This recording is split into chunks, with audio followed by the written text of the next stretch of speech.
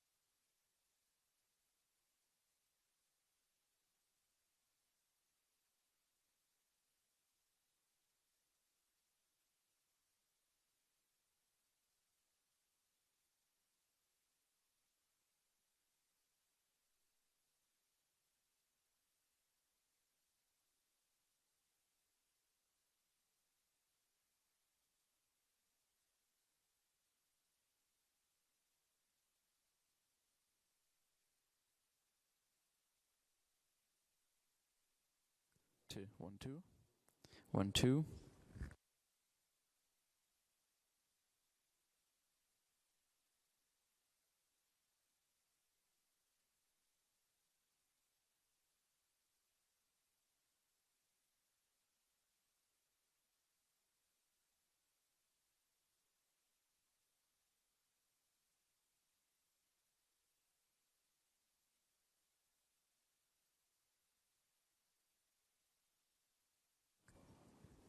Test.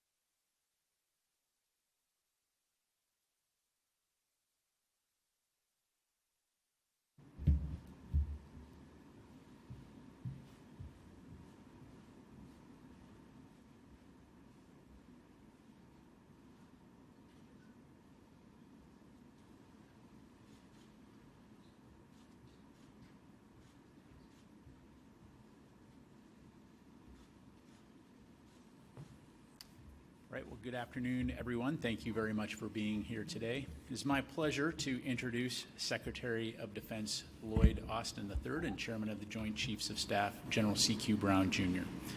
The Secretary and the Chairman will deliver opening remarks, and then we'll have time to take a few questions. Please note that I will moderate those questions and call on journalists, and due to time constraints, I would ask those who are called upon to please limit your follow-up questions. And with that, I will turn it over to Secretary Austin. Over to you, sir. Thanks, Patrick. Well, good afternoon, everyone, and thanks for joining us today.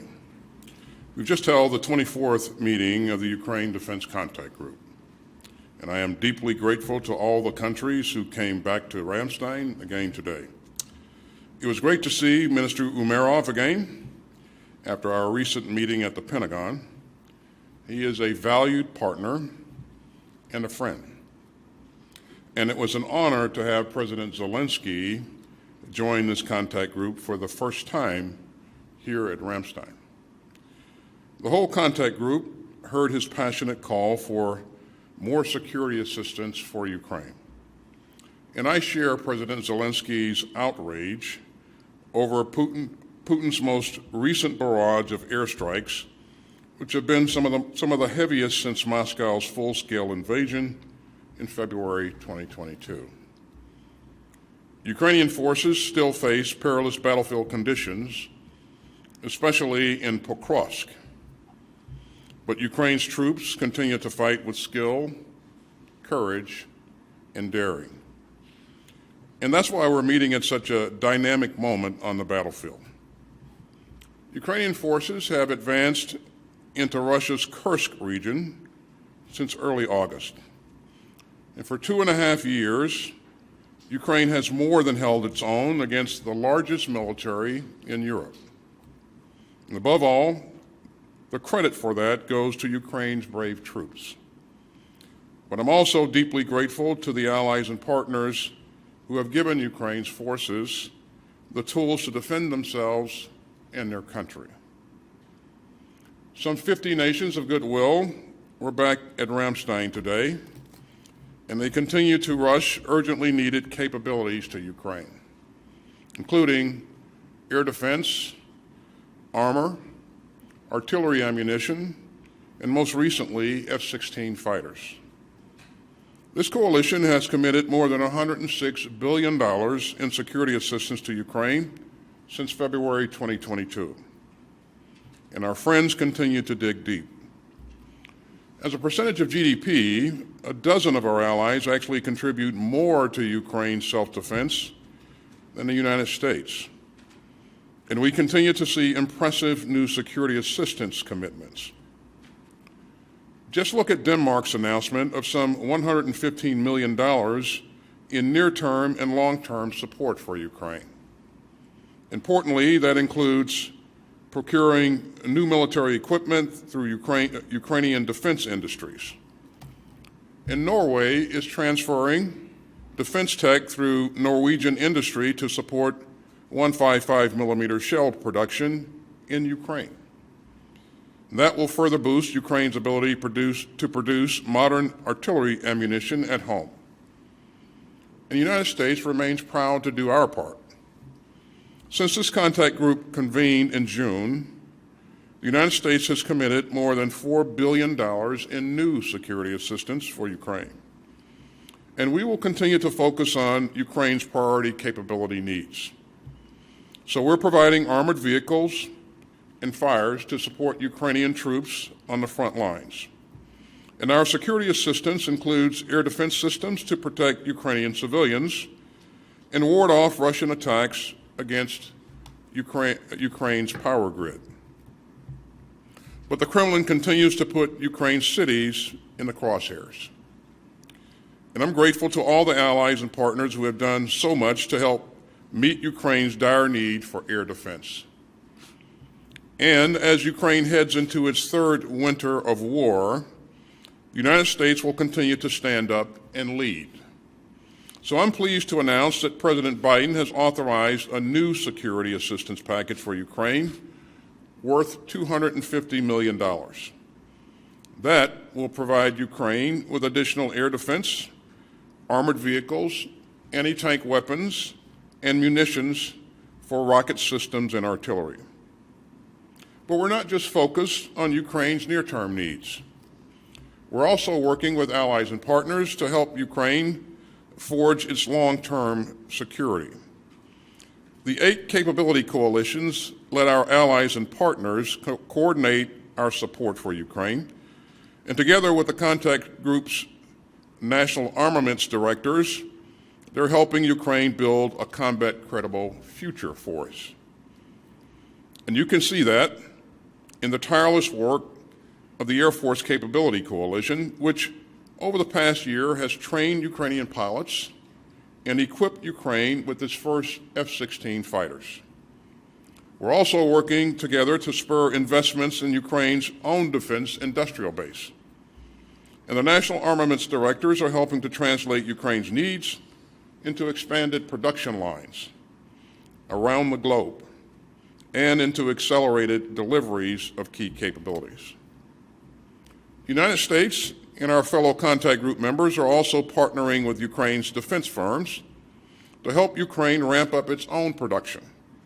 And we're working with Ukraine to create an enduring framework for long-term support. So we're confident that we're building the right structure to help Ukraine succeed in the weeks, months, and years ahead. You know, I always find it moving to look around the room at this contact group. It's still sort of amazing to see leaders from 50 countries, from all around the world, all sticking up for what's right. And they're also standing up for our shared security in the 21st century. Putin seeks a world of empires and autocrats, a world where might makes right, a world where bullies get to invade their peaceful neighbors with impunity. And that would be profoundly dangerous for the United States and for peace-loving people everywhere. So the United States and our allies and partners worldwide rallied together. And today we stood up again for our values and our security. The members of this contact group understand what's at stake, and we won't back down. And with that, let me turn it over to General Brown. Well, thank you, Mr. Secretary. Good afternoon, everyone. About 2 weeks ago, Ukraine celebrated its Independence Day, marking 33 years as a free nation. On 24 August 1991, the Act of Declaration of Independence of Ukraine was signed. The declaration invokes the nation's right to self-determination under the United Nations Charter and reads, "The territory of Ukraine is indivisible and inviolable. From this day forward, the Constitution and laws of Ukraine only are valid on the territory of Ukraine." For 2.5 years, Ukraine's sovereignty has been under siege. Russia still aims to annex Ukraine and impose their laws on its people. But Ukrainians have shown the world that they are indivisible. And they defended their freedom with unwavering resolve. With the support of the nations here today, Ukraine will remain an independent and sovereign nation. I'd like to thank Secretary Austin for convening this coalition once again, and sir, thank you so much for your leadership. A sincere thank you and an honor to be joined today by President Zelenskyj, and also a thanks to Defense Minister Umerov for being here today with the Ukraine delegation. And to all the nations of the Ukraine Defense Contact Group here today, thank you. This coalition has been indivisible in supporting Ukraine to repel Russian aggression.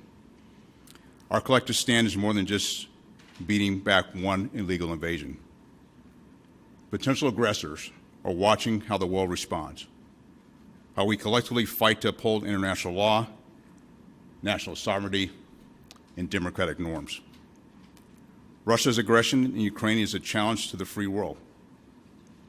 The principles we are defending, the right to self-determination, the sanctity of national borders, and the rule of law, are the very foundations of global peace and stability. If these principles are compromised in Ukraine, that precedent can encourage similar acts of aggression elsewhere. undermining the international order we worked so hard to build. That's why our support for Ukraine is not just about helping one nation. It's about safeguarding the principles that bind us together as a global community. And this coalition has shown that collective commitment to common principles can translate into significant battlefield success. When Russia invaded Ukraine, many thought Kyiv would fall in just a matter of days. But Ukraine proved to be a stubborn opponent. Within days, millions of everyday Ukrainians mobilized, determined to defend their freedom, independence, and way of life. The Ukrainians have exploited Russian vulnerabilities and innovated unconventional solutions. In recent months, Ukraine stymied Russians' offensive toward Kharkiv and has inflicted tremendous losses on Russian forces. And now, Russia is facing Ukraine's counteroffensive on their own soil. Without a doubt, Ukraine's indivisible strength of will is the main reason Russia is failing in its own invasion. It's the ongoing support from the nations here today that has helped turn that will into fighting power. But in the last few weeks, Russia has doubled down on its objectives, launching major multi-axis attacks with devastating outcomes. This week's attacks on hospitals, schools, and residential areas, along with major shelling of energy and agricultural infrastructure, remind the world that Russia will take any means necessary to challenge Ukraine's sovereignty. The some 50 nations here today are responsible for helping build Ukraine's combat power for the past two and a half years. We cannot stop now.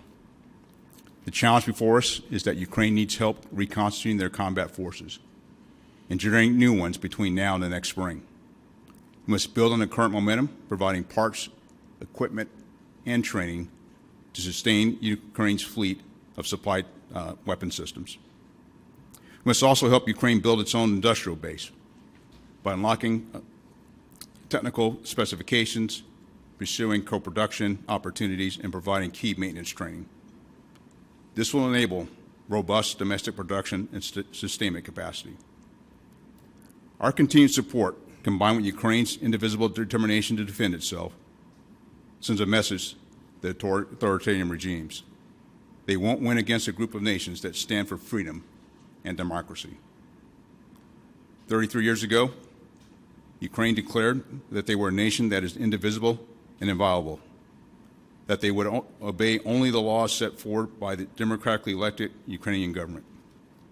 They have fought courageously for these principles over the past 2.5 years.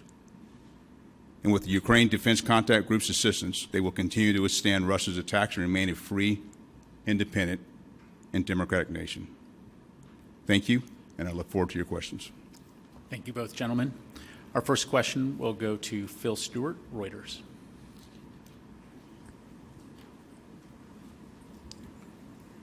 Thank you. Two questions, one for each of you. General Brown, in your military opinion, do you believe Ukraine's loss of Pokrovsk would deal Kyiv a serious blow? How high are the stakes here, and are you concerned that Kyiv might not be able to defend Pokrovsk without drawing forces from Kursk? And for Secretary Austin, did President Zelenskyj offer more detail on his plan for victory that he says he'll be presenting to the United States later this month? And as a former U.S. general, do you believe that either side could definitively win the war on the battlefield in the next few months? Thank you. Well, thanks, Phil, for the question. I think the key thing I would highlight is what Ukraine's been able to do to defend its territory over the course of the past 2.5 years shows their distinct will to fight. And when you look at Pokrovsk, it's an area that you can see that the Russians have made one of their main efforts. But we're going to work very closely with the Ukrainians to help defend that area, as well as all parts of their terrain as well. The key part here is that we want to make sure that they protect that so it doesn't impact one of the objectives they had was to defend the north and east, to defend their industrial areas. And so it's an important aspect for the nation. It's also an important aspect of protecting that area to continue to allow them to generate combat power, not just there in that Donbass region, but really across the entire front. Hey, Phil, could you repeat your question, please? The second. Absolutely. 1 second. Did President Zelensky offer more detail on his plan for victory that he says he'll be presenting in the United States later this month? And, as a former U.S. general, do you believe that either side could, definitively declare victory on the battlefield in the next few months while the Biden administration still has time in office? Thank you. Well, thanks, Phil. I did get a chance to spend some quality time with President Zelensky, and you'll recall that President Zelensky outlined his goals and objectives during his opening comments, and I would point you to that if you have questions about specific objectives. But in terms of the plan for victory, Phil, we didn't discuss that. We talked about a number of things, but that specific piece we didn't discuss, and President Zelensky is going to present that to President Biden and other leaders, at the first opportunity. In terms of whether or not victory is achievable, again, I think this war could end very quickly if Mr. Putin decided to pull his forces out of the places that he's occupied in Ukraine. I mean, this was started by Putin. It could end. Putin could end it very quickly if he just made the simple and right decision to undo what he's done. In terms of absolute victory, it really depends on how you define that. Ukraine is focused on defending its sovereign territory. We're going to continue to do everything we can to help them do that.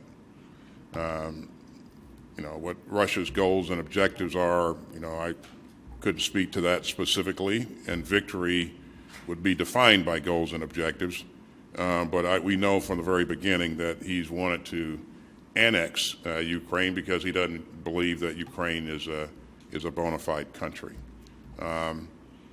I think eventually this conflict will be decided at a resolved at a negotiation table. But when that point comes, it's hard to predict, Phil. So we're going to continue to work to put Ukraine in the best possible position that it can be in when and if that day comes in the future. So. Thank you. Our next question will go to Uta Spangenberger, ARD.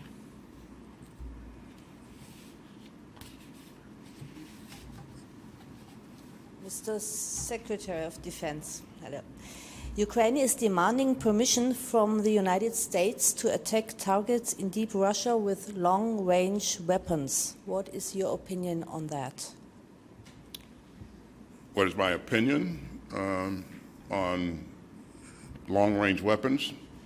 Uta, what I have been focused on throughout is trying to help Ukraine be successful in this tactical fight, in this operational struggle to make sure that it can defend its sovereign territory. And there's a number of ways to accomplish that. We said all along, Uta, there's no one capability that will in and of itself be decisive in this campaign. We had this discussion about tanks. We had this discussion about other capabilities. And each time we point out that it's not just one thing, it's the combination of capabilities and how you integrate those capabilities to achieve objectives. So we're going to remain focused on doing everything we can, Uta, to ensure that they have what they need to be successful and to create the right dynamics on the battlefield that maybe create some opportunities and that help Ukraine better defend its sovereign territory. And they haven't done so bad, Uta. If you think about the fact that what I said earlier, this is the largest military in Europe that they faced. And when this conflict started, Ukraine didn't have much of a military, much of an army to speak of. But they built capability over time, and they've been able to do that with the tremendous security assistance that allies and partners have provided them throughout. So I don't believe that one specific capability is going to be decisive. But again, our approach to integrating things and to making sure that they have the right skill sets to employ those capabilities, and those capabilities are, linked to specific objectives. So. Thank you, sir. Our next question will go to Charlie D'Agata, CBS News. Thank you. First of all, Mr. Chairman, when it comes to the operation in Kursk, how satisfied are you that they have the resources that they need, especially as we head into the winter months? And are there contingency plans underway, or at least in place, should they need to be redeployed? And Mr. Secretary, I have to go back. President Zelenskyj has repeatedly requested for these long-range attacks inside Russia. Even allies agree. So what is stopping the United States from giving the go-ahead?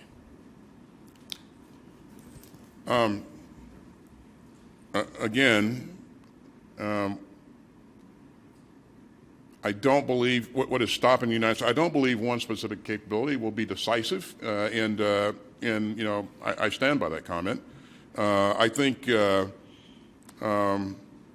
Ukraine has a pretty significant capability of its own to address targets that are well beyond the range of ATACMS or even Storm Shadow, for that matter. And as we look at the battlefield currently, we know that the Russians have actually moved their aircraft that are using the glide bombers beyond the range of ATACMS. So this is an interesting argument, but again, I think for the foreseeable future, we're going to make sure that we remain focused on helping them do those things that are enable them to be effective in defending their sovereign territory. Chairman. Mr. President, excuse me, Mr. Secretary, President Zelenskyj and others have said that there are other strategic targets inside Russia within range that could be effectively taken out with these long-range weapons. There are a lot of targets in Russia, big country, obviously, and there's a lot of capability that Ukraine has in terms of UAVs and other things to address those targets. Charlie, to answer your question on Kursk, and this is one of the areas that, as we talked to the Ukrainians and some of the conversations we had today and the conversations I've had with my counterpart, General Sersky, is ensuring they have the capabilities logistically to support themselves while they're there in Kursk. And so that is the conversation. At the same time, how do we make sure that they're able to, tied to the earlier question, protect growth as well? And so it's how they balance out that capability, and in addition to that, continue the force generation that's required to ensure they have the force, not only through the winter, but after they get through the winter as well. And so these are the conversations we're going to have with them, and very positive conversations with the Ukrainian delegation that was here today. Thank you. Our final question will go to Crystal Haas, ZDF.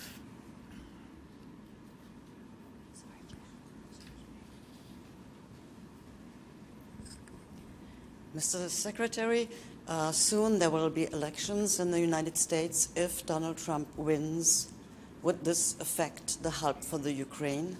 And to the chairman, the question, do you think that it's possible for the Ukrainian forces, military scene, to conquer back the landscapes they lost?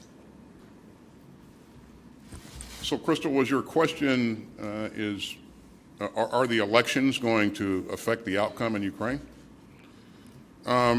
Crystal, I won't speculate on any outcomes of the election. What I'm focused on right now is what I said earlier, is making sure that Ukraine has the ability to create the conditions on the battlefield that provide some advantage to them, so that they can be successful in the defense of their sovereign territory, and that remains my focus. Crystal, I think one of the areas I would highlight is, part of our objective is to ensure that Ukraine can defend itself and continue to be a sovereign nation, just as I outlined when they declared their independence. Pretty broad amount of territory to conquer back, and I know that was a original strategic objective, and I'm not to speak for President Zelenskyj, that may be still a strategic objective. The key point is how we operate and support them here in the near term to allow them to continue to defend themselves and to be successful in the operations that are being executed right now. Thanks. Secretary Austin, General Brown, thank you very much, gentlemen. Ladies and gentlemen, that concludes our press briefing for today. Thank you again for joining us.